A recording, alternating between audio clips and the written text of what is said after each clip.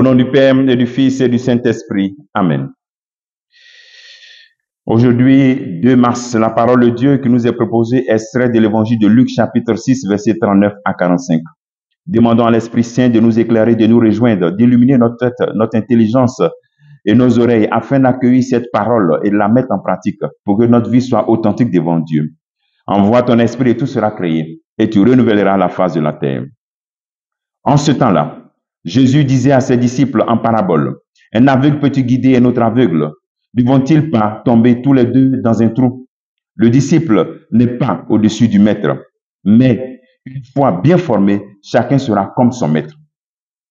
Qu'as-tu à regarder la paille qui est dans l'œil de ton frère, alors que la poutre qui est dans ton œil à toi, tu ne la remarques pas? Comment peux-tu dire à ton frère, « Frère, laisse-moi enlever la paille qui est dans ton œil, alors que toi-même tu ne vois pas la poutre qui est dans le tien? Hypocrite, enlève d'abord la poutre de ton œil, alors tu verras clair pour enlever la paille qui est dans l'œil de ton frère. Un bon arbre ne donne pas de fruits pourris. Jamais non plus un arbre qui pourrit ne donne de bons fruits. Chaque arbre, en effet, se reconnaît à son fruit. On ne cueille pas des figues sur des épines. On ne vendange pas non plus des raisins sur des ronces. L'homme bon tire le bien du trésor de son cœur qui est bon. Et l'homme mauvais tire le mal de son cœur qui est mauvais. Car ce que dit la bouche, c'est ce qui déborde du cœur. Acclamons la parole de Dieu. Louange à toi, Seigneur Jésus. Chacun sera comme son maître. Qui est ton maître? Pose-toi cette question fondamentale en ce jour. Chacun sera comme son maître.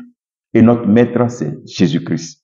Donc, il y a une tension d'être comme le maître, pour être des guides clairvoyants, de rejeter toute attitude de guide aveugle, toute attitude de guide hypocrite. Alors, toi, en tant que père de famille, le Seigneur t'invite à ne pas être un guide aveugle, pour ne pas mal guider tes enfants, ton épouse et ta famille. Oui, toi, père de famille, parce que tu es la tête de la famille. Tu dois être un guide clairvoyant connecté au Christ. Toi, responsable de communauté, toi, prêtre religieux, nous sommes appelés à faire des efforts, à travailler pour être comme le maître des guides clairvoyants, Jésus-Christ. Et pour cela, il faut d'abord se remettre en cause soi-même. Souvent, lorsqu'on a des problèmes dans nos communautés, dans nos familles, on pointe du doigt l'autre. C'est l'autre qui est le problème. Mais comment j'accueille l'autre qui est le problème? Donc, le grand défi, c'est la remise en cause. La meilleure manière d'évangéliser, c'est de changer soi-même sa vie. C'est bon de faire des reproches. C'est bon de conseiller. Mais c'est encore plus bon lorsque on fait passer ce conseil par notre vie. Lorsqu'on change les choses de notre cœur. Lorsqu'on enlève la poutre qui est dans notre œil. Le Seigneur ne nous interdit pas de faire des reproches ou bien d'aviser les gens. Mais il nous invite à rendre nos reproches efficaces, à rendre nos observations crédibles quand nous-mêmes nous remettons en cause.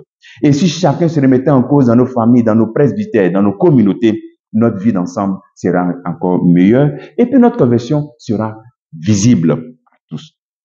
Et le Seigneur termine en donnant cette belle leçon. Deuxième pas, pour être vraiment comme le maître, non seulement il faut se remettre en cause, mais soigner son cœur, avoir un cœur bon.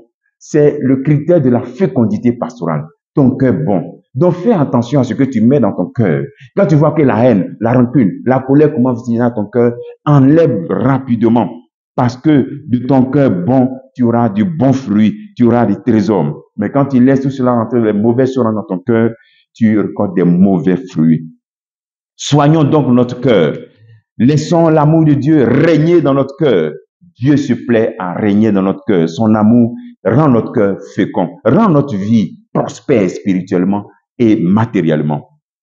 Le travail que tu peux faire en ce jour, c'est de soigner ce que tu laisses entrer dans ton cœur.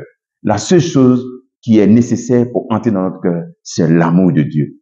Que le Seigneur te bénisse au nom du Père et du Fils et du Saint-Esprit. Amen.